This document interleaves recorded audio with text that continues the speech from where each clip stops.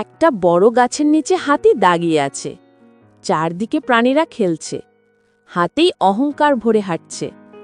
হা হা হা হা, আমি এই বনের সবচেয়ে বড়, সবচেয়ে শক্তিশালী প্রাণী, কেউই আমার সাথে পারবে না।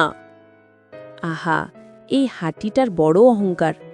হাতি ছোট প্রাণীদের ভয় দেখাচ্ছে, হরিণকে ধাক্কা দেয়, বানরের গাছ নাড়িয়ে দেয়, এমনকি পিঁপড়ার বাসার ওপর পা দিয়ে দেয়। আরে থামো, তুমি কেন এভাবে আমাদের ঘর ভাঙছো? তোমরা এত ছোট, তোমাদের কি বা শক্তি? আমি চাইলে তোমাদের এক পায়ে মারিয়ে শেষ করে দিতে পারি। রাতে পিঁপড়ে তার বন্ধুদের নিয়ে পরিকল্পনা করছে। বন্ধুরা, ছোট হলেই যে দুর্বল হতে হয় না, একসাথে আমরা হাতিকে শিক্ষা দিতে পারি।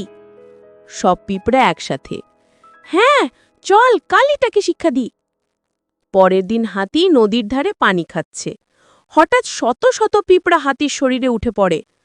আ, এটা কি হচ্ছে? আরে বাঁচাও, আমার শরীর জ্বালা করছে। এবার বুঝেছ, ছোটকে অবহেলা করলে তারাও তোমাকে কষ্ট দিতে পারে।